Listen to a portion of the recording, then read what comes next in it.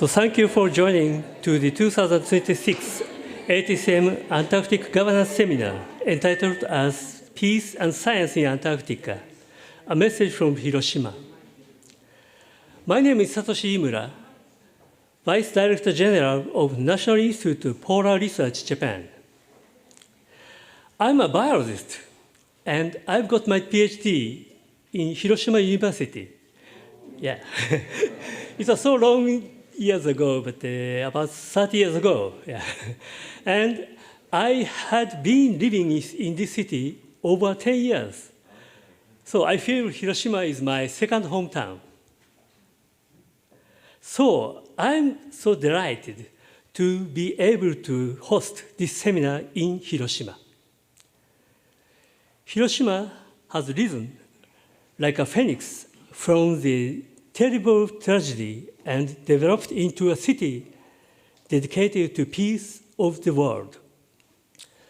This philosophy of Hiroshima resonates with the ideal of peace and science freedom in Antarctica, which are the foundation of the Antarctic Treaty.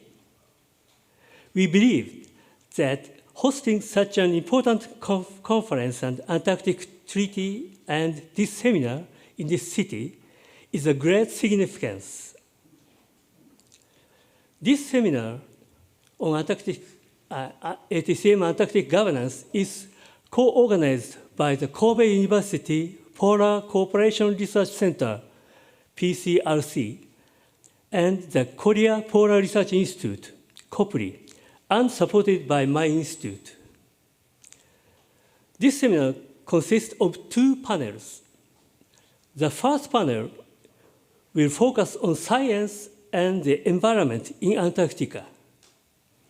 And the second will discuss management and peace in Antarctica, with presentations by ATCM national representatives and Antarctic experts. This seminar is open to the public.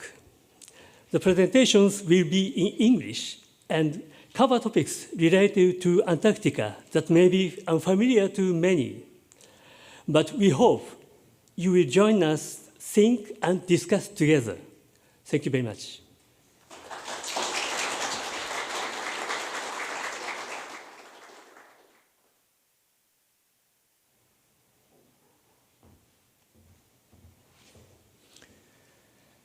Welcome to Japan, and welcome to the 2026 ATCM Antarctic Governance Seminar. My name is Akiho Shibata, Professor of International Law and Director at the PCRC at the Kobe University.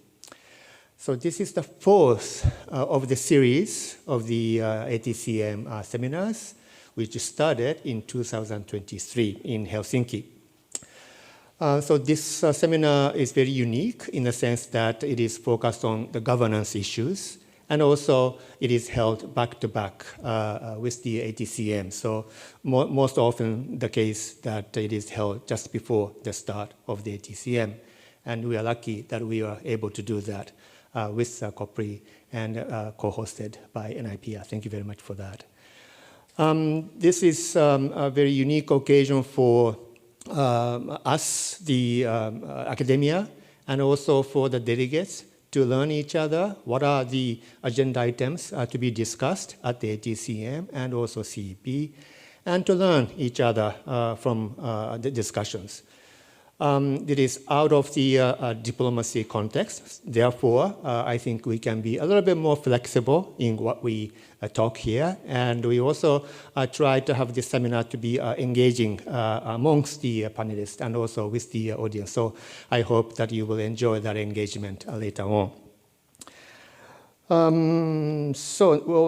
don't think I have much to add to that, but this seminar is also financially supported by JSPS Core-to-Core program on Antarctic governance. So enjoy the seminar today. And I will go to the message from the mayor of the city of Hiroshima, Mr. Matsui Kazumi, read by read by my student, Ms. Fumika Iwama. So can I ask Fumika to come and to read the message from the mayor of the city of Hiroshima? Thank you. And could you turn down the light? Thank you.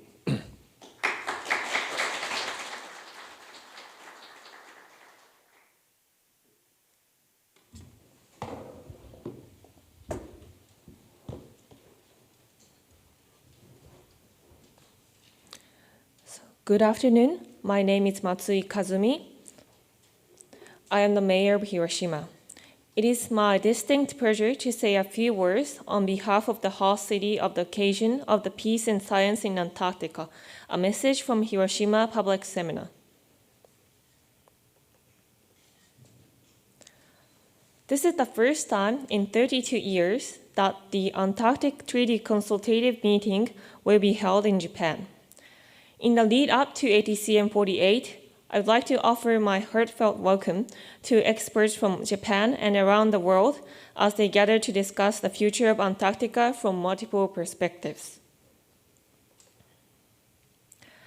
The Antarctic Treaty prohibits actions such as nuclear explosions and the disposal of radioactive waste material in Antarctica as a rule and aims to make the continent a peaceful and borderless utopia.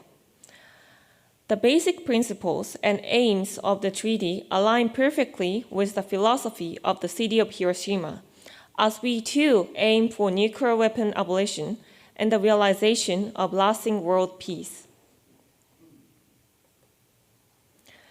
Peaceful usage and scientific research continue to progress in Antarctica based on the Antarctic Treaty and with the cooperation of signatory countries with the ATCM, serving as the foundation for these activities. By holding this meeting here in Hiroshima, I believe it will allow participants to understand the reality of the atomic bombing, as well as the spirit of Hiroshima, which is our citizens' will for the lasting world peace. Moreover, I believe it serves as an opportunity for participating countries to once again recognize the significance of international law and the importance of international cooperation, giving this meeting great meaning in light of the current international situation.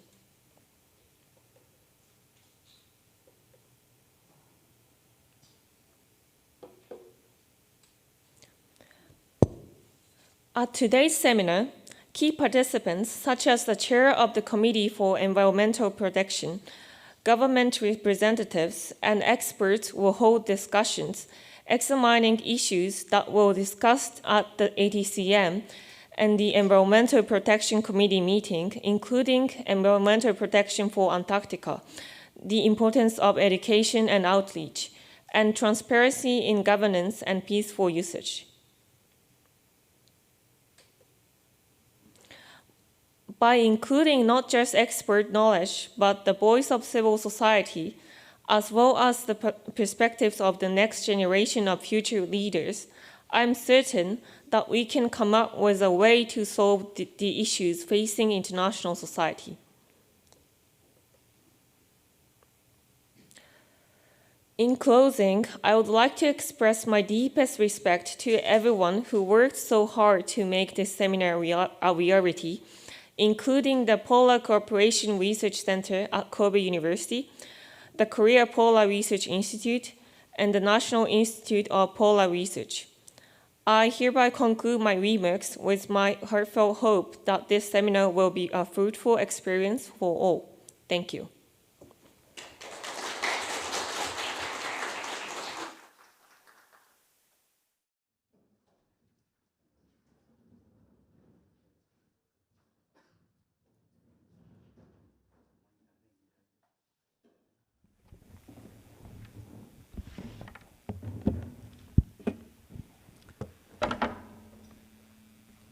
Good afternoon, everyone. My name is Hyoung Shin, and I am representing Korea Polar Research Institute, the national research entity of the country, and I'm serving as the president of the institute. As just explained by Akiho, this seminar is a continuation and has become a series. The integrity and utility of the Antarctic treaty system is facing new challenges: ever accelerating climate change, rapidly developing technologies, and geopolitical tension that may manifest itself sooner or later. In that sense, for future Antarctic, this series is well justified, and it is just makes good sense to hold it in Hiroshima and have the title as Peace and Science. Now, for the panel one today, I don't think we can ask for a better mix than this, than the current makeup. We have chair of CP, and also we have someone representing environmental ministry of the host country. And when we talk about future, nothing will go without talking about education and outreach. And also we have someone from an Asian polar research program active in the Antarctic that will actually hold the next ATCM. And we also have a Japanese local who is not a Japanese citizen, but who is coming with rich expertise of civil society views and the Latin American perspectives. Before we begin, this seminar will explore the significance of key agenda of the upcoming ATCM in Hiroshima, but the panelists will be speaking as experts in their own capacity in the relevant fields, do not necessarily reflect the views of the institutions they are affiliated with or their roles in this ATCM, unless otherwise explicitly mentioned by themselves. The entire seminar, as you can see, with Q&A included, will be video recorded, and the videos will be uploaded later to the YouTube for public viewing with no edits, just as it is. Thank you for understanding. And for that recording, I would like to request all the panelists, also commentators from the floor, to speak into microphone so that you can be heard. Now, one other thing, this panel on science and environment in Antarctica is starting from now on, and it will go on 75 minutes, but I don't think I can allow more than 10-minute flexibility. So we may go to, at maximum, 2:40 p.m., but we will make sure we have some coffee break so that we can continue with our networking. Okay? So each panelist, please restrict yourself below 10 minutes. I think I can be a bit merciless and nasty. Okay? So may we begin with Keisha Poirot. She is currently chair of CEP, originally from New Zealand, Antarctica. You know, everybody knows CEP. CEP is a very established under the protocol to the Antarctic Treaty for environmental protection. We actually asked Ceisha to talk on some of the important agenda at the upcoming CEP, and if she can, she may briefly touch upon the outcomes of the joint workshop of CEP and Scientific Committee of Kamala that was held yesterday and the day before yesterday. Keisha, can you start? Sure.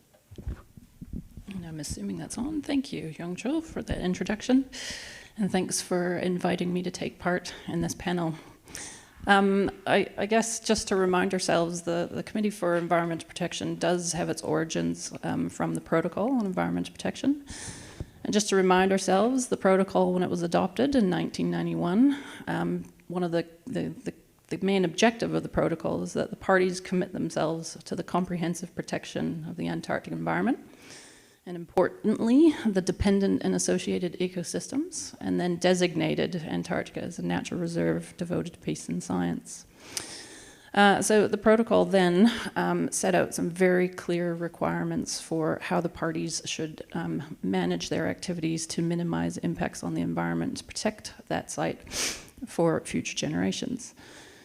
And within the protocol, the CEP have very clearly defined functions. So Article 12 of the protocol outlines what the role of the committee is. And just to remind ourselves again, that's to provide advice and formulate recommendations to the parties in connection with the implementation of the protocol. And in doing so, including how it's operating and how its annexes are performing for the consideration of the Antarctic Treaty Consultative Meeting. So the committee has a very clear mandate of what it's trying to achieve, or what its actual role is in providing advice to the parties. And some of those things are around the implementation of the environmental impact assessment procedures, minimizing and mitigating environmental impacts, procedures for environmental emergencies, which I think we'll hear about, the operation and elaboration of the protected area system, inspection procedures, the state of the Antarctic environment, and the need for scientific research, including monitoring related to the implementation of the protocol. So the protocol being implemented in 1991 and then entered into force in 1998, the CEP met for the first time in 1998. And here we are in 2026, and the CEP will be having its 28th meeting starting tomorrow.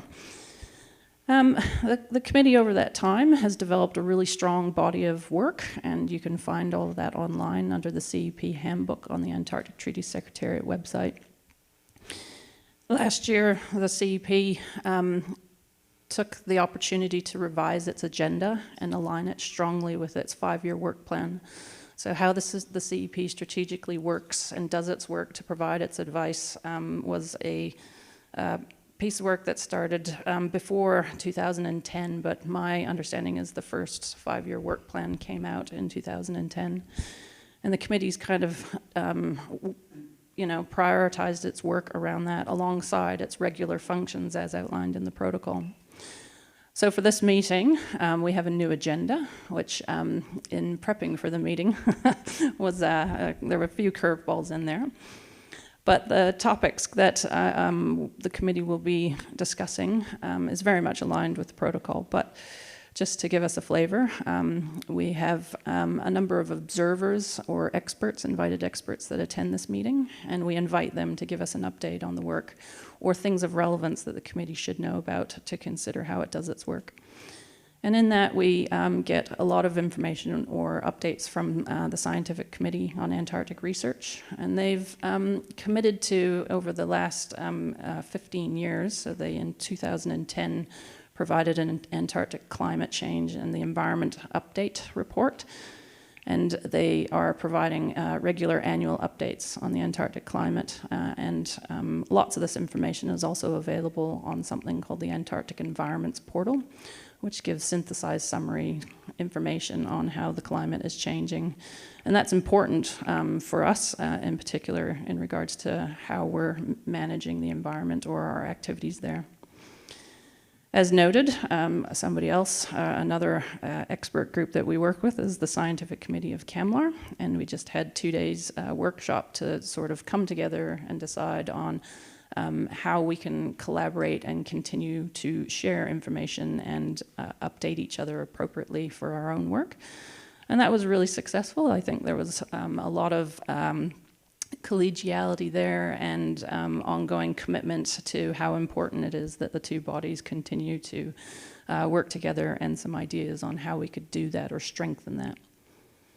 The CEP is always looking at how it can do things more strategically, and so that is a topic that is discussed annually.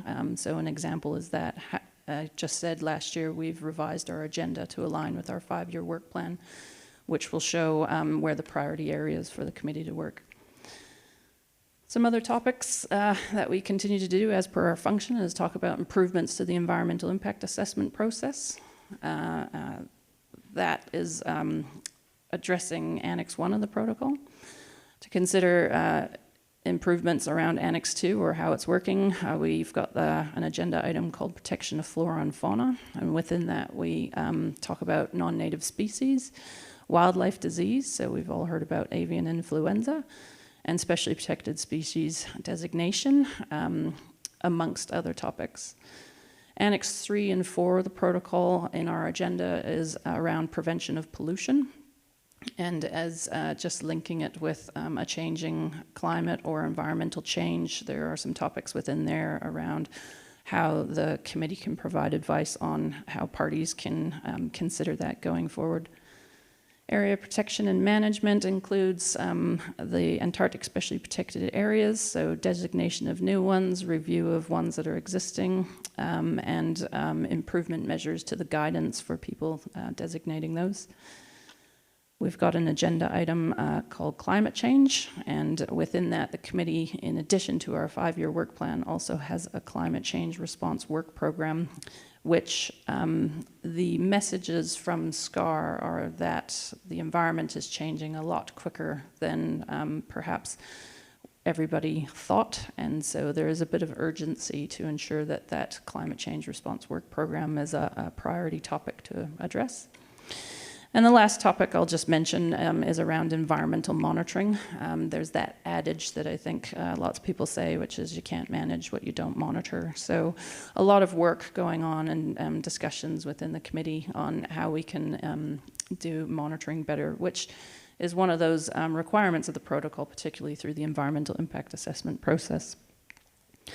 What are my expectations for the upcoming meeting? Well, I think I've reiterated a number of times around strategic operation, a 5-year work plan, and progressing these issues. So I think the committee does that really well, and that's reflected in the body of work that we've produced to date. We will constantly keep that 5-year work plan and the climate change response work program front of mind and continue to address the actions identified in there. I think we want to ensure that we are continuing our collaboration with our observers and invited experts, and I'll particularly highlight again SCAR and SC Kemlar. And in those meetings, we often say, because we meet all around the world once a year, and we call it a family, and so I think that nicely aligns with the theme of the conference around peace and cooperation. We might not always agree, but we do it in a very kind way and continue to have great discussions. So that's how I see the CEP shaping up and some of its issues, and hopefully what the outcomes are. Okay. I think I'm going to proceed like this. I would like to have it rather than a presentation dominated session, but a little more discussion rich session. So I would like to keep discussion time as long as possible. So unless there is a really burning question, then we will just go straight to the next presentation, and then maybe we can have some short discussion among panelists and then invite questions and comments from the floor. So can you, we actually asked Mr. Tanaka Eiji to introduce us the Japanese efforts on the ratification of Annex 6. And I think we have lessons to learn from Korea because we're coming right after Japan. Please, can you? Okay. And good afternoon, everybody.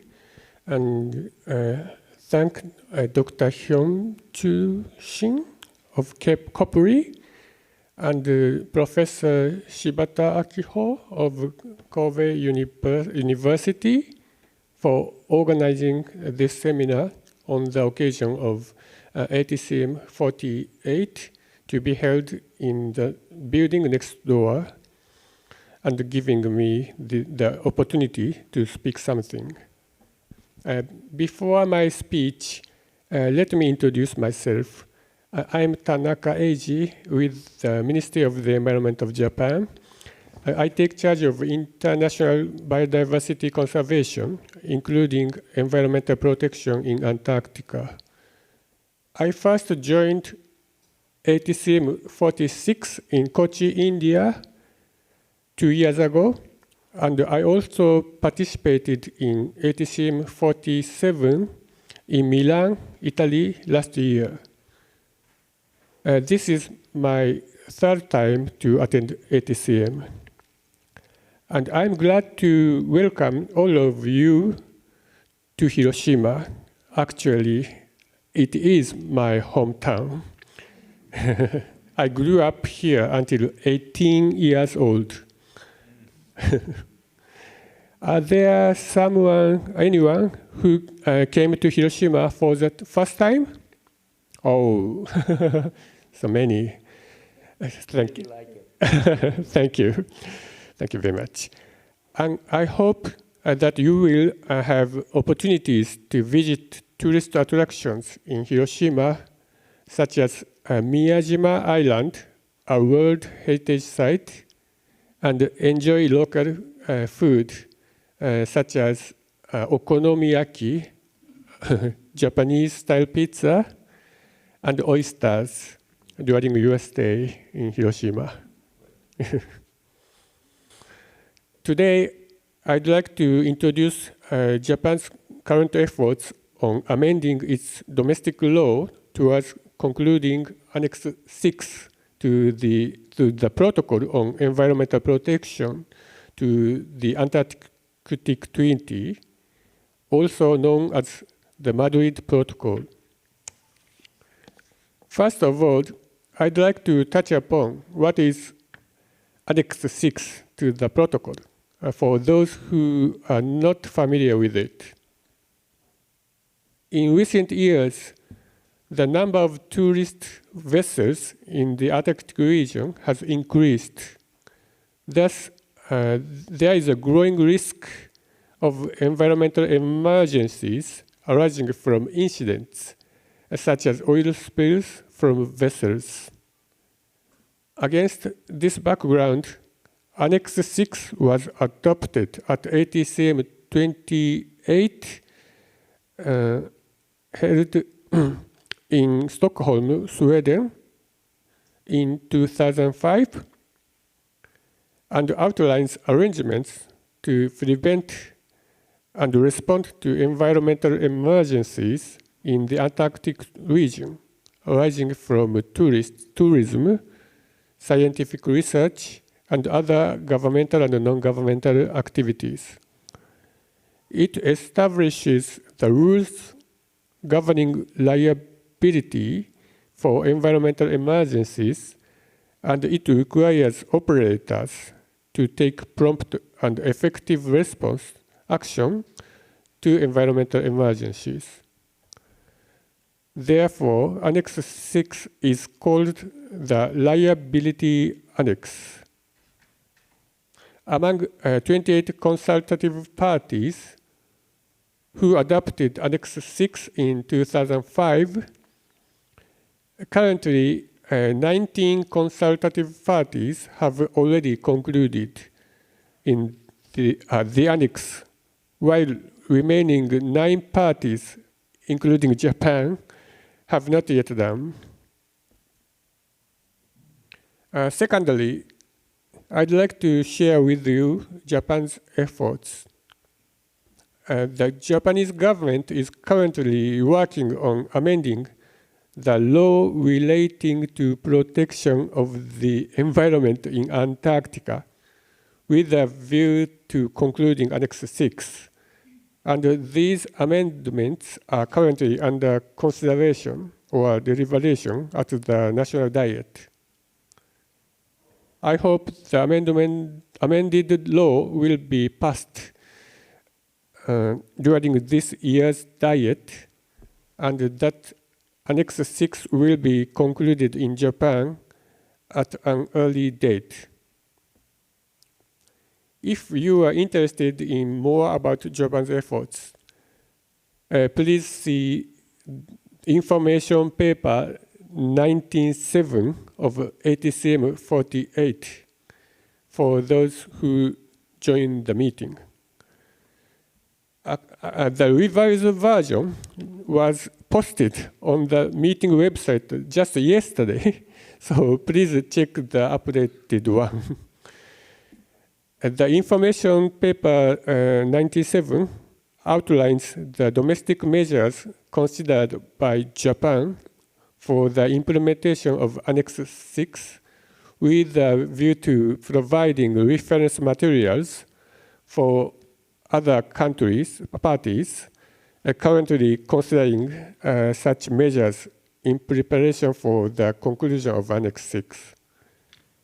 We welcome inquiries or questions regarding the content of that paper at any time.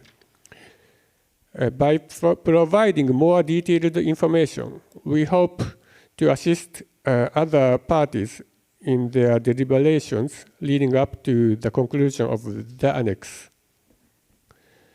I'd like to take this opportunity to call on all relevant parties, including those that have not yet concluded Annex 6, to make further efforts towards the early entry into force and effective implementation of the Annex.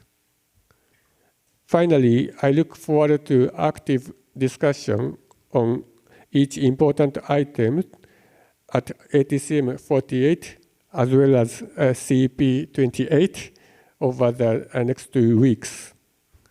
I hope that this ATCM will be a fruitful one. Thank you for your attention.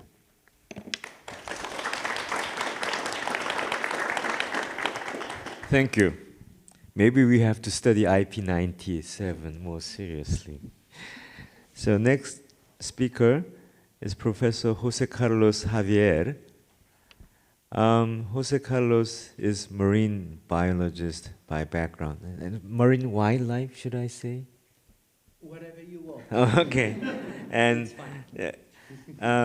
although he's teaching at a university in Portugal, and he has been serving as on the Portuguese delegation to ATCM, but more importantly for today is his ability to talk on workshop on education outreach, which is actually taking place tomorrow. Yeah.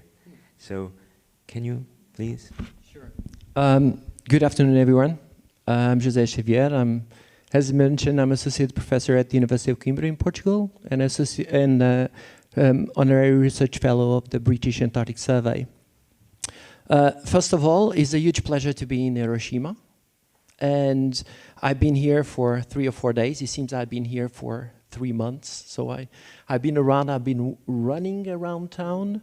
I've been feeling and incorporating the Japanese culture. Arigato gozaimasu. I love it. And you feel peace every day.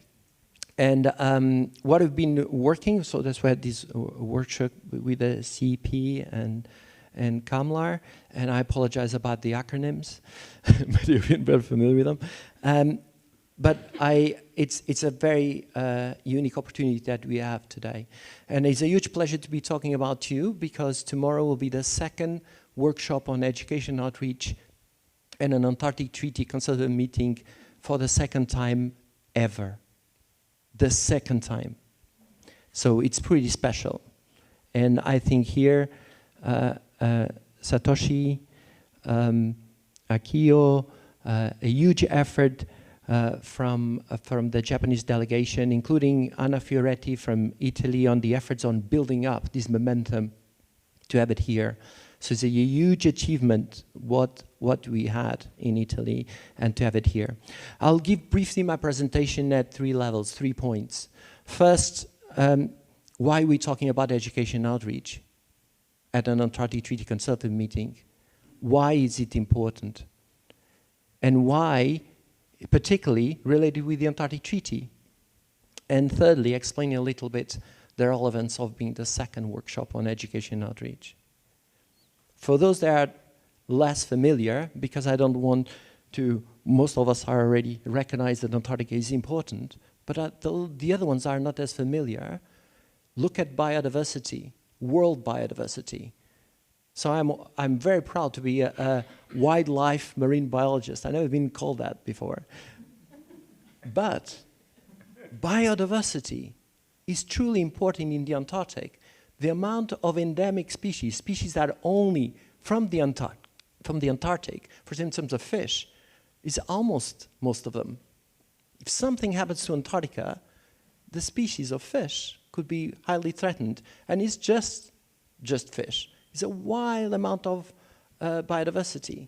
The other one, if you come from Mars and arrive in the planet, which are the animals that actually care? One of them are the most cutest ones, the iconic ones.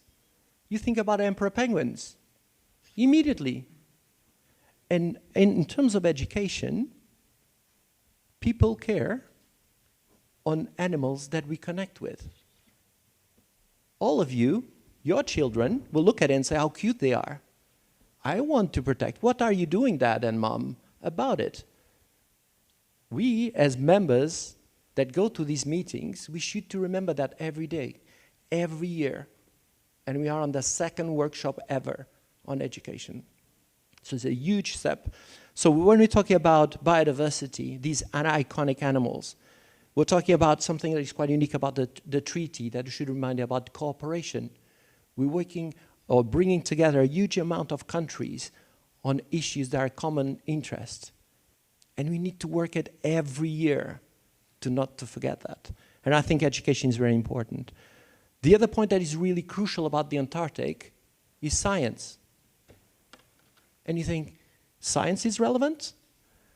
Ask Ceisha, as the chair of the Committee on Environmental Protection. Is nuclear. We need the right evidence, the right scientific evidence to teach our generations the right facts, the correct facts. What should we learn about biodiversity, about climate change, about issues that are relevant to humanity? Again, Hiroshima gives big lessons. I think that's quite important. And the treaty itself gives us so much big messages, including on peace, that is quite common. So I think that's really important. And the other thing that is crucial on education outreach is because Antarctica is beautiful. It has really amazing values that we care, irrespectively which nation you are. So that's why it's quite curious, if you are outside the Antarctic, it's really bizarre when they come to us and why you go to the Antarctic with your flag on it? I go my field work, I don't use my flag. In the Antarctic, we're really proud. Each country is proud to contribute to the science and understanding how it functions. All of this is crucial for education outreach. And nationally, that has been shown, how we've been talking about it through the years. And the world relevance on climate, ocean circulation, sea level rise, ocean productivity, governance. The treaty itself is one of the most successful treaties of all times. Can't we use this more on terms of education outreach? Clearly it is. But we're meeting only for the second time. But it's a big one. So my second point that I think is quite important, if you are not familiar with education outreach, is how it's incorporated in the treaty. And you think, no, it's been here forever. The treaty started in 1959, enforced in 1961. Surely education outreach has been there forever. If you search for any papers on education, really hard to find until the 1990s. It's not a priority. But in the 1990s, thanks to the Committee on Environmental Protection, to the, of course, the CEP and the Madrid Protocol, it boosted a lot on recognition that we need to inform the rest of the world about the Antarctic Treaty itself and the Madrid Protocol. And it's crucial to bring those messages as early as you can to the younger generations. So from the 1990s, we have a far more interest with really pioneering work with David Walton and a lot of colleagues that really tried to raise the profile on education outreach. In the 2000s, the International Polar Year in 2007, 2008, they were crucial on coming the online activities, for example. Internet was already booming. And you really see the progress on the treaty getting more familiar and involved in terms of education outreach. And until then, most of it, education outreach was about training the people to go to the Antarctic, not necessarily an education. And now, from the 2000s until 2015, that was a build-up to have the first meeting that we had, this workshop that we had in 2015 in Bulgaria and Sofia. And that was really good because by then, when we were building the workshop, we could see the amount of commitment of the parties that wanted to share information about education outreach. Why? Because actually there's a lot of funding, there's a lot of commitment for the countries nationally to explain their taxpayers the relevance of education outreach, but also providing good tools in terms of education. So the 2015 workshop was a success. We had an intersectional contact group, so literally the parties could work together between Antarctic Treaty Consultative meetings until this year. So this contact group will end with this workshop, this second workshop, and we'll come up with another option. And so the main points of the workshop tomorrow will be to update in terms of education outreach projects that nationally has been conducted, identify the ones that actually we can do it internationally, so incorporate furthermore international projects to find how new tools can we work together in terms of sharing information, and are also looking into the future. So we're tried wise to look what are the future plans that we have towards the next International Polar Year in 32-33. So on my brief introduction here, what I want is to acknowledge the relevance of Antarctica and these meetings that we have every year to the rest of the world, that in terms of education outreach, there's major steps that have been done in the last, I would say, 15, 20 years. And what we have here, what we're doing here in Hiroshima at the Antarctic Treaty Consultative meetings in Hiroshima is truly important. And what Japan achieved of having this meeting here, this workshop, is really shows that you're not only looking how relevant the past is to what we are today, but also how can we inspire the future generations. So thank you, Japan. And these are my big message of peace to all of you. Thank you.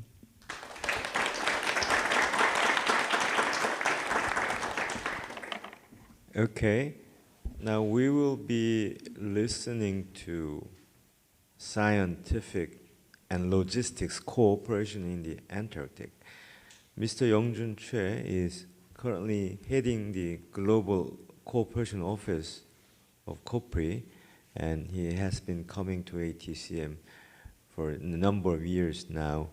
Mr. Choi, can you start? Thank you, of course. Good afternoon. I'm Yeong Choi, the head of Global Cooperation Office at KOPRI. First of all, I'd like to express my appreciation for this seminar, and it is an honor to have this opportunity. As I understand, my responsibility today is to introduce the sharing the experience and sharing cooperation cases regarding in field activities and logistical things. So I'd like to introduce my theme based on some analysis, keyword level analysis. So today I'd like you walk through a keyword level analysis of every submissions to the working group 2 of ATCM 48, specifically Agenda 13 on safety and operations, and Agenda 15 on science issues, future science challenges, scientific cooperation, and facilitation. We have maybe more than 104 documents in total, 35 under Agenda 13 and 69 under Agenda 15. The brief My presentation has 3 parts. First, the rankings, what topics actually dominate each agenda. Second, 4 key trends drawn from the highest frequency keyword. And third, implications, what these patterns tell us collectively. Let me start with Agenda 13. The top categories are station modernization, followed by national expedition reports, research vessel and icebreakers, and HPAI, that means highly pathogenic avian influenza response. Together, these 4 accounts for more than 75% of Agenda 13 submissions. Turning to Agenda 15, almost twice the volume at 69 submissions, and notably more strategic. After baseline national science report, which is the standard annual report, the next 4 are IPY preparation, international coordination, including Antarctica and Sync and Links project, and follow them microplastic and EDI matters. Agenda 13 is dominated by physical assets, station and vessels, and operational continuity. This is surveillance, search and rescue, expedition. And Agenda 15 is dominated by coordinated program IPI 5, the plastic response, and EDI matters. I'd like to introduce key trends, 4 key trends. The first one is station modernization. Station modernization is the single most discussed topic in Agenda 14. First, there are some drivers. Most existing station was built in maybe the 1970s and 1990s. That means they are reaching the end of their design life. Second, climate change is exposing foundations, permafrost loss, sea ice retreat, coastal exposure, and then the global agenda is pushing their operation programs decarbonization commitment based on utilizing renewable energy platforms. Third, also year-round operation has become a scientific imperative. So regarding station modernization, it is not the simple issues to rebuild, reconstruct, remodelize their station. It is our real challenge we have to be overcome, because in current we are very have much influenced by the climate and environmental changes in Antarctica. And in the process of operating our logistical operation and operation of our stations. That is a real challenge that we must address. So we need to be overcome, and we need to be consultation and share the experience, the practices, and any other things we have to be moved forward to address this agenda. So there are some cases. In New Zealand is executing a full redevelopment scope base, and India announced the plan of replacement of Maitri 2 station. Poland confirms reconstruction of Helsinki Aktowiski with February 2027. And China reports that the Chul station clean energy package is now operational based on the renewable energy systems, including hydrogenic platforms. The implication is straightforward. The national stations are being rebuilt as a climate resilient, renewable energy platform. The next trends I'd like to suggest is research vessels and icebreakers. Many existing vessels, as you knew, are between 25 and 40 years old. That means they are approaching obsolescence.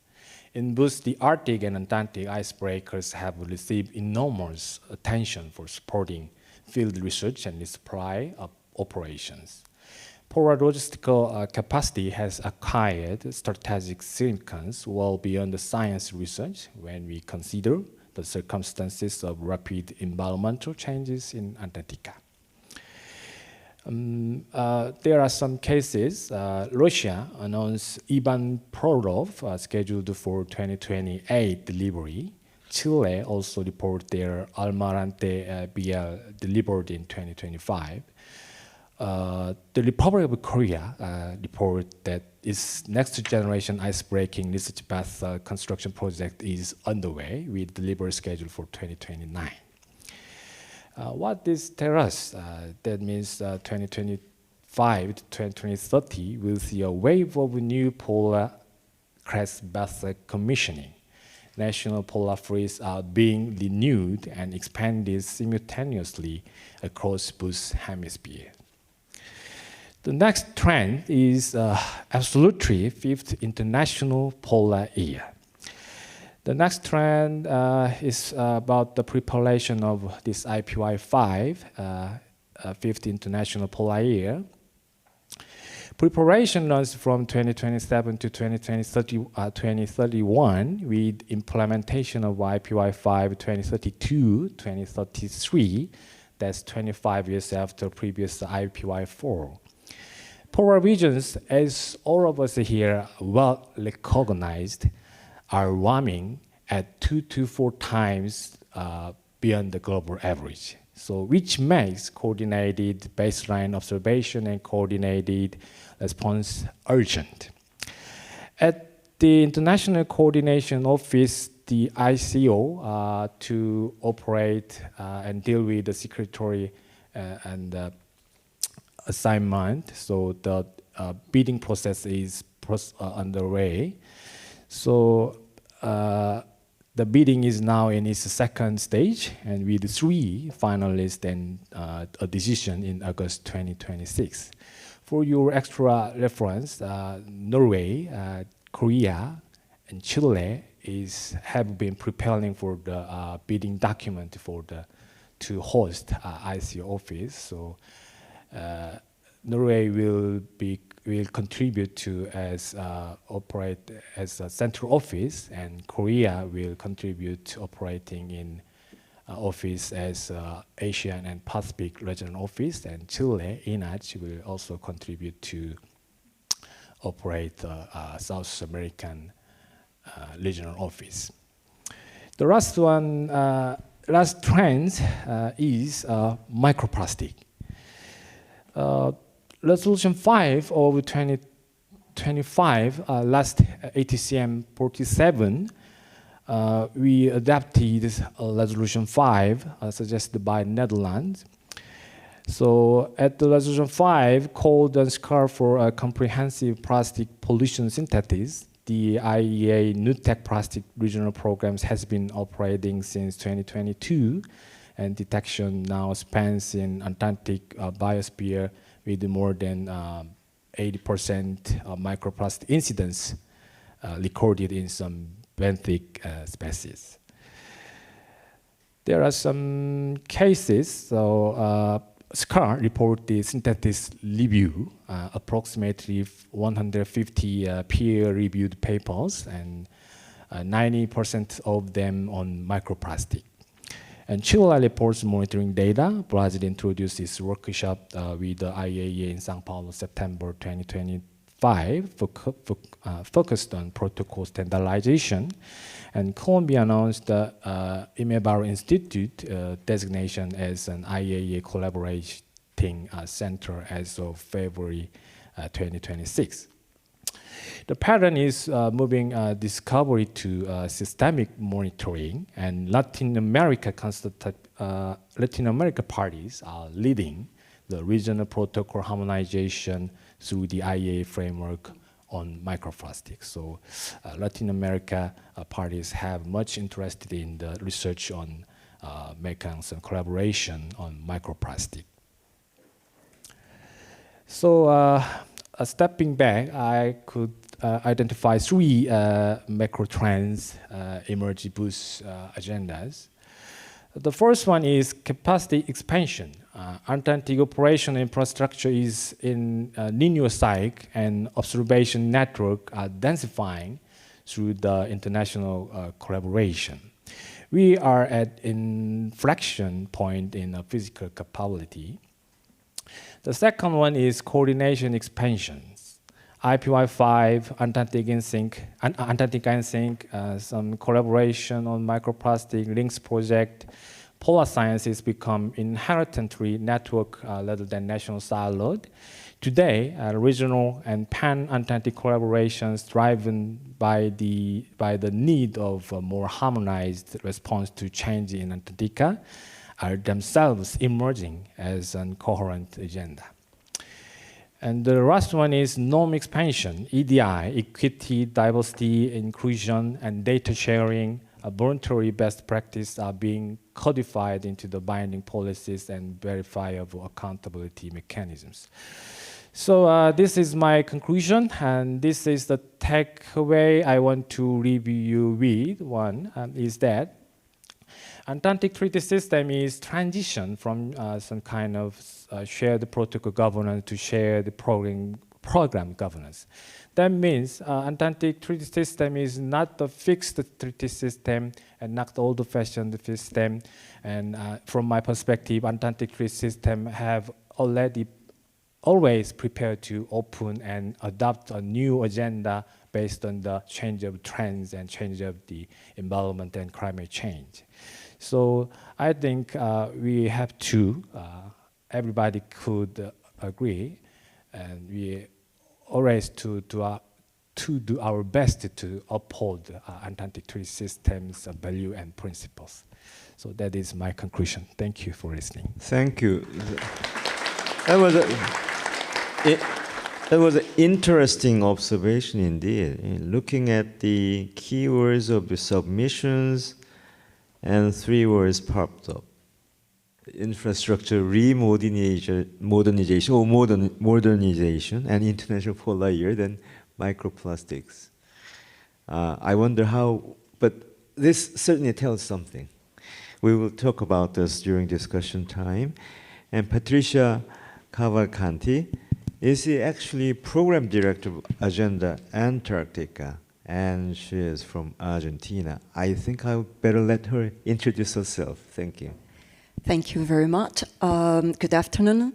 First of all, I'd like to thank each of you for joining us today, and a very special thank you for Professor Akiho Shibata for this invitation, and Dr. Shin to chair this table. I'm Particia Cavalcanti. I'm a Brazilian-Argentinian, and I'm the program director and head of the Asia-Pacific chapter of Agenda Antarctica Foundation, a member of the Antarctic and Southern Ocean Coalition. The interesting thing is that I'm based in Tokyo, so Japan is what I call home nowadays. I would like to start my presentation about South America and our regional commitment to Antarctica conservation, following the steps of Ceisha Poirot, chair of the CP, and bringing back the protocol on environmental protection to the Antarctica Treaty to the table. As Ceisha brilliantly presented, the protocol established clear environmental principles, and its annexes address critical areas. However, we all know all the challenges Antarctica is facing right now. But from the South American position, it's incredibly more challenging. We occupy a uniquely place. We are the region closest to Antarctica. We share deep ecological, climatic, and oceanographic connections with the Antarctica region. Migratory species move between our regions. Ocean currents link our ecosystems in ways that make environmental stewardship for us a shared responsibility. We used to say in South America that whatever happens in Antarctica does not stay in Antarctica and affect us firsthand. So that's why for us in Latin America, to protect Antarctica's marine resources and coastal, it's absolutely fundamental. And I would like to share with you some examples of South America approach to Antarctica's preservation. Let's start with Argentina and Chile, who historically played leading roles in the Antarctic engagement. Argentina established the very first permanent scientific station, as we know, in 1904. It's the country with the largest number of stations, 13, and the only one to run a school for the scientific and staff kids, showing that we do believe that education comes all together with the scientific endeavor. Chile opened its own first base in 1947, and they work together. Other South American countries, and why I'm saying South America and Latin America, it's because all the Antarctica presence is from South American countries. Argentina, Brazil, Chile, Peru, Ecuador, and Uruguay maintain scientific bases there. Venezuela and Colombia also run programs. So that's the difference between the two regions. We're South Americans. We also have another example, is the creation of the meeting of, and here you're going to get me, the meeting of the Latin American Antarctic Program Administration, in Spanish called RAPAL, although it should be called South American meeting. Created in 1990, and that marked an important step in the regional coordination, placing environmental issues and scientific knowledge at the center of the agenda. They run regular meetings and bilateral initiatives to strengthen collaboration and help shape environmental policies with positive impacts across national Antarctic programs in South America. Another example that has an incredible historical relevance for whoever here is familiarized with South American history is the fact that Argentina and Chile has a combined naval patrol operating since 1998, demonstrates how joint efforts can enhance safety and environmental protection in Antarctica waters, and how Antarctica can be an icon of peace, bringing together countries that at the end of the 19th century had each other as a hypothesis of conflict. And now they patrol together the Antarctica Peninsula. Moreover, in 2012, Argentina and Chile worked together on a proposal for a marine protected area in Domain 1, a region that, as we know, encompasses the Western Antarctica Peninsula and the Southern Scotia Arc. This area, as we're all familiarized with, encompasses the largest krill fishery in the world, and it's critical for marine biodiversity. So Argentina and Chile has been imposing this proposal since then. Unfortunately, as we all also know, we haven't got this done yet. Maybe this year? I would like to be cautiously optimistic about that. Other South American countries also have presence there. Brazil, Ecuador, Peru, and Uruguay maintain scientific bases. My country of birth, although you could say it's not a polar country per se, has strategically positioned itself as an active participant of Antarctic affairs. Since joined Antarctic Treaty in 1975 and establishing continuous presence through its Antarctic program in the 1980s, Brazil has built a strong scientific and diplomatic profile. The establishment of its research station and its consultative status reflect a long-term commitment to polar science. More recently, Brazil has expanded its perspective to include the Arctic, promoting an integration approach to polar issues and to address global challenges such as climate change, sea level rise, and environmental security. So, South America countries experience Antarctica in first hand, and that makes the importance of maintaining the principles of the Madrid Protocol even more relevant to us.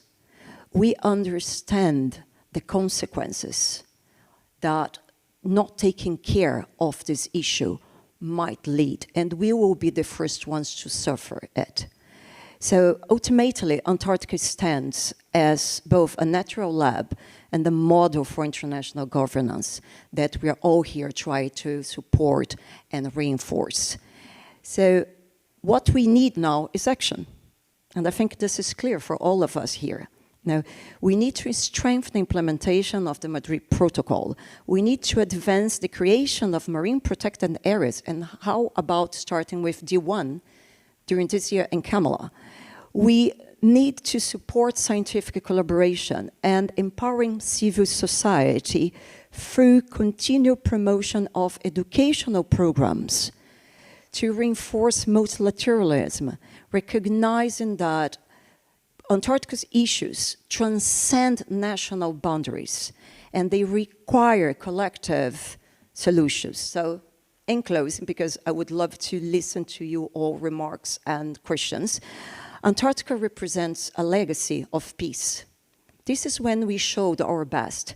In the heat of the Cold War, the United States and the former Soviet Union were able to sit down and sign the treaty. So I think it's time for us to go back to that spirit and to work even harder to preserve Antarctica's ecosystem and peace. Thank you so much again for having me. It's been a pleasure.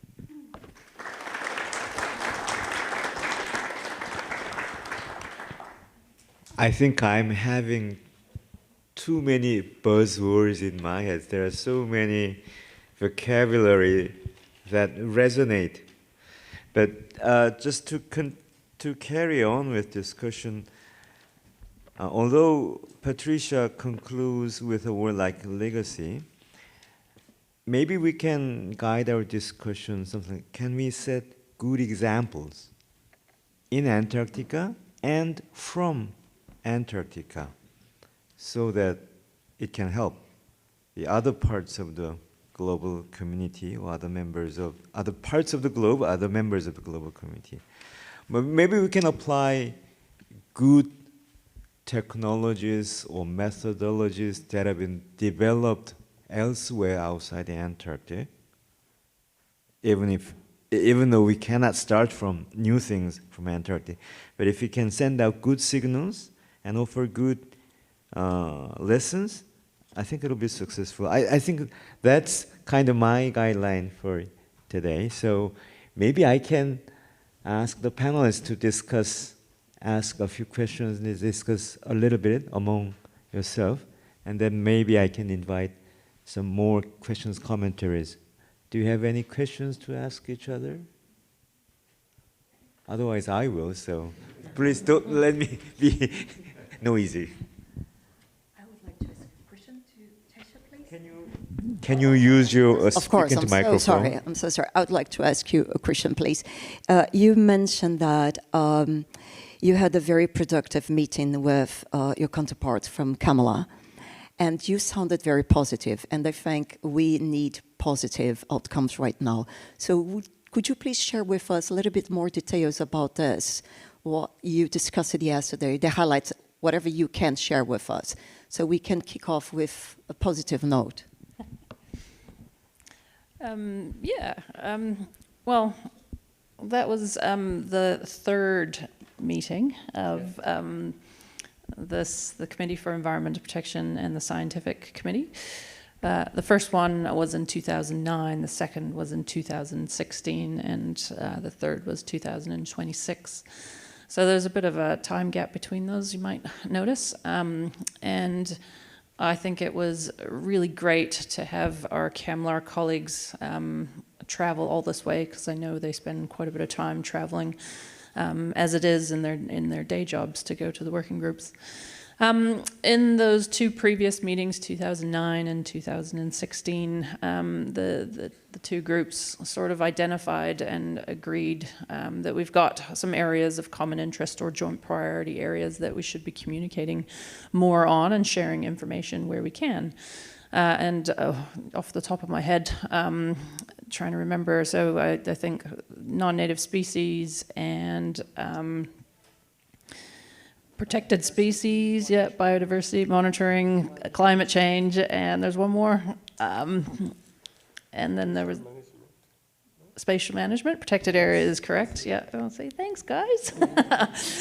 And we also more recently agreed another topic, which was around marine pollution. And I think that list really just sort of highlights some of the complicated issues globally, let alone in Antarctica. And both bodies talk about it. And that's not to say that we don't share information on it, but we do. And so a representative from each body does come and provide updates. But I think one of the super positive things out of the workshop is just around doing that more, and finding easy mechanisms where we can improve that. And so I can say as a chair that I've previously talked to the chair of the scientific committee. He was in New Zealand in December, and I made the point of having breakfast and sort of saying, how can we work together better? Because I didn't know what I didn't know about attending my first scientific committee meeting. And he sort of said, well, I had the exact same experience. And so, yeah, I mean, just forming those relationships is really good. And so getting people together in the same room is always really fruitful, and you have really good outcomes from those meetings. So, yeah, I think it was totally great. More questions? Maybe then I can ask a question to José. So I wonder what the major outcome of the second workshop will be. Could be guiding principle, but also some cases, examples, or lessons. Let's say, but it just came to my mind, emphasizing biodiversity and iconic species is great, but can we expand a little further? Like just, let's say, station modernization, because that was talked about. Can we use why we need to be present in Antarctica? If we need to be, then how nicely or how environment friendly we can be there in the Antarctic, something like. So I wonder, this doesn't need to be limited something interesting and eye-catching, but also touches upon very explicitly on our main activity in the Antarctic. Can we expand our outreach and education to those aspects? Or are we already doing it? We are already doing it. Okay. And I think we're doing it very well, honestly. The amount of work that parties are doing is extraordinary. Nationally is overwhelming. I've been reviewing this, the intersectional contact group starting in 2015 since the first workshop, and every year we get feedback from numerous parties across the room, and it's the quality and the amount it's very impressive, and it touches what you nicely mentioned. It can touches from using biodiversity to get the right attention on an activity. This is actually deep inside, is on how the environment is changing. And not only, as Particia mentioned, not only what is happening in Antarctica, but how it's happening and is related at home in South America or in Australia or in New Zealand. And this connectivity is essential. The other aspect that I think is important, and I already mentioned that when we're talking about biodiversity, policies, whatever we mention, the backbone, the essential part is the science. That in terms of understanding something as how the penguins will adapt to climate change, that is based on scientific evidence. Whatever we're teaching to the various generations, we have that ethos on getting the right information from the scientific of Antarctic research, or from a policy perspective, we have the excellent work that, for example, the CEP is doing, or the treaty itself. But just by just looking at the treaty itself and its values, how the articles are, has so many strong messages. Replying directly to your question, what I've been finding in the last, I would say, decade is excellent work in terms of education outreach. What we need is to identify major international initiatives that instead of just doing nationally, we could incorporate at international level. We have a few examples. We have two important ones. One is the obvious one is Antarctica Day. Celebrate the treaty itself on the 1st of December. The second one is Polar Weeks, easily, that we have scientists going to schools, and the Association of Polar Early Career Scientists and Polar Educators International, they generally are the major vehicle that came from the last International Polar Year.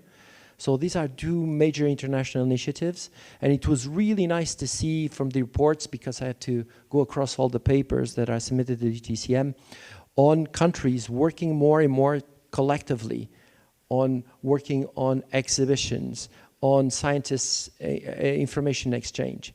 And even the example that we had these couple of days on bridging two very important organizations like CAMLAR and CEP and working together from an educational perspective, it's really good example how we can fortify cooperation. So even you can use that for education. So I have really good positive feedbacks that education outreach is plays an important role at the treaty. It's not the most important thing, although I'm pushing here my flag is education outreach, yes.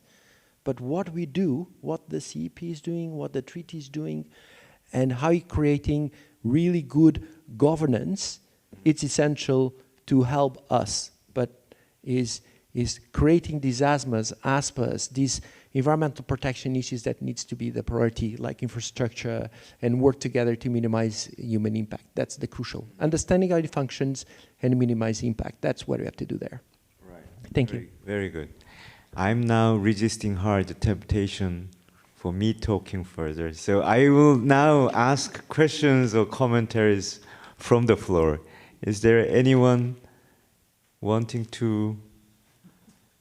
Okay, maybe? I'm the early career researchers before me. Okay, good, good. Early career first. Back there, yeah.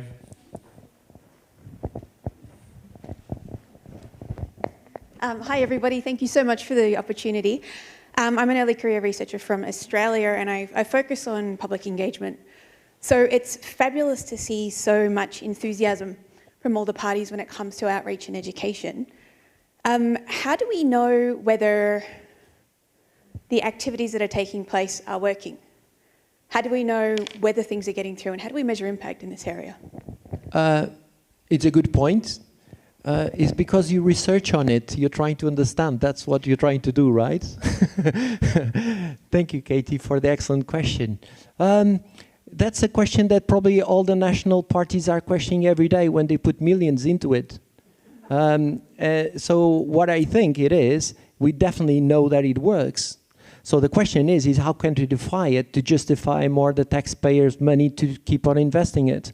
So if you ask Australia, why they have so educational programs and trying to work with schools or supporting capacity building on early career scientists, it's a very good point that we need to work on it. What I find is that if we do at different scales, you could have some countries or some programs do it really well on that evaluation process. Others don't. And in my head, in terms of education and outreach at the treaty level, is that we find that we defined and we clearly identify and are able to quantify the amount of activities that are carried out by the parties. But evaluation, as you know, there's still a lot of work to do. But one important question, Katie, you questioned, we're doing this for, I would say, decades. Why we haven't done it before is a good question. Why not? Because it's difficult from a social sciences perspective. It's really hard to quantify. If you go to give a presentation in a school, you could quantify how much they learn after the lecture, but after 10 years. But one thing that we learned, for example, David Attenborough, he's 100 years now, and he said it was through one simple talk. Was simply just, we saw an inspiring, probably was, Jacques Cousteau in our times, the old people. Now is David Attenborough. We need some points of reference that inspired us. So my question to you could be, the answer could be, probably you don't need to quantify it. Maybe you just need to do it. But what you mentioned is truly important. And my answer to you is, let's work together to have the workshop in 10 years, if not before.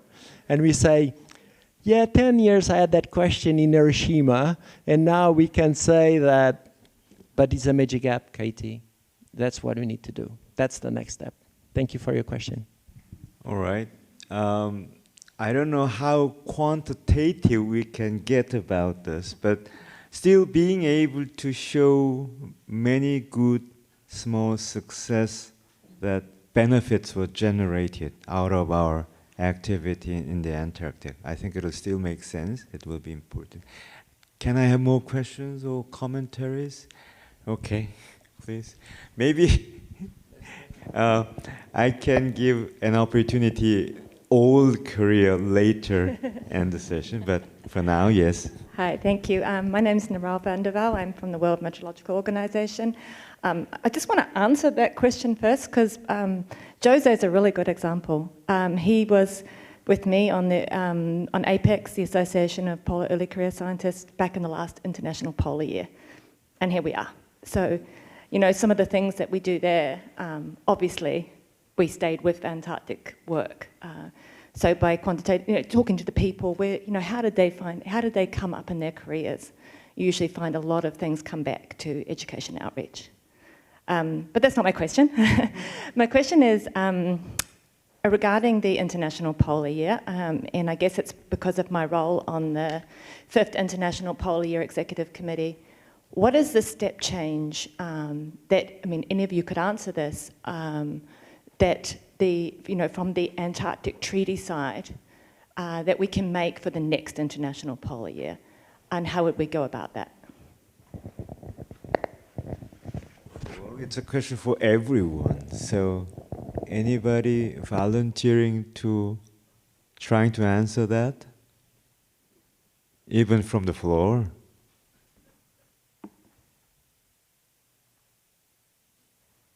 Antarctic Treaty side. Well, the beauty of International Polar Year is being able to make very focused investment. And I think we need to, but if we can somehow identify questions and challenges to the eyes of Antarctic Treaty, if questions identify first, then I think we can very easily guide our investments to answer those questions. For example, let's say the joint priority areas identified during the past 2 days, then we can actually put those on the research agenda of the International Polar Year. And maybe the interested or participating national programs or coordination office can have this kind of challenging questions onto the agenda of IPY 5. But well, that was just what came to my mind. So I can invite anyone who is wanting to, who can answer those questions, please. I hesitated because I had to think about it because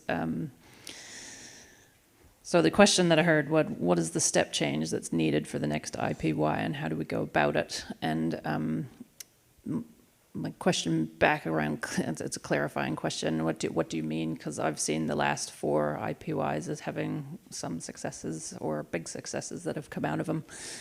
And then that got my brain ticking along to, well, the next one's coming up very quickly. And as a person who works in the polar space, I'm not clear what the questions are, but I am bombarded daily with a lot of information about change. And I started to think the step change might be around or at least trying to identify it as when people come together, amazing things happen.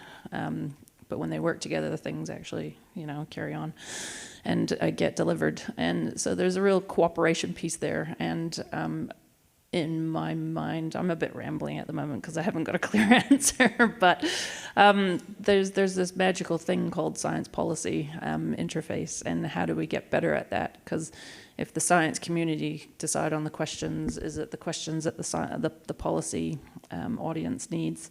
Do the policy people understand the questions that they have to ask the science people? And so I wonder if it starts there. Like, are we speaking the same language? Do we know what the deliverables are? Do we know what the needs are? And so coming together and forming the pathway forward together might be the step change. I wonder if I can give the next opportunity my German friend who is mature and wise age. Yeah. It's very difficult to think of a word not exactly saying old, but something opposite to early career. Yeah, exactly. I'm definitely not an early career. I'm nearing the end of my career. I would like to make one remark and one issue regarding outreach and education. And the first thing I wanted to highlight is that the Antarctic Treaty System, ATCM, CEP, and CAMALAR is lucky. It's very lucky. And why is it lucky? Because we have two organizations which provide information to us. One of them is SCAR. And it's very important, I think. Whenever I'm asked what is Antarctic Treaty and Antarctic Treaty System, I try not to forget SCAR, and COMNAP is the other one. Because without SCAR and COMNAP, our meetings would not have the information available to discuss. If you look how many documents SCAR has produced here for this meeting, and SCAR for decades, it's older than the Antarctic Treaty, as you will all remember. They have produced objective, best available science for us to look at and as a basis of decision. I congratulate SCAR for that, and as I said, Antarctic Treaty is very lucky to have SCAR. And the same is for COMNAP. Yeah, we heard about agenda item on 13 and 14 about the logistics of station building. Without COMNAP, there would be no science in Antarctica. So that's I wanted to highlight. And the other point I wanted to make, how can we see whether education is effective? We at Alfred Wegener Institute, we have certain programs of with students, with high school students, which we train, and we have courses with them. You can see that it is effective. When they come back from their field trip to the Arctic, yeah, they all have a glimmer in their eyes. And that's how you can see that it is effective. Yeah, at least for me. Thank you. Okay, maybe we can just have one more question so that we can go to the coffee break, which is also. Your choice. Okay, maybe I can ask Evan to say something, and maybe Akiho can entertain Tony during the second session. How was the compromise? Okay, Evan. Thank you. I'm going to be in trouble with Tony later, so I'll have to deal with that one way or another. So I'm Evan Bloom from the US and on the ASOC delegation. And my question is for Tanaka-san, if I may. I want to congratulate Japan on moving forward with Annex 6. I was one of the Annex 6 negotiators, and it's a very important deliverable for Japan to take this action now. So it's great, and I know how much work the Japanese agencies have to go through to make that happen.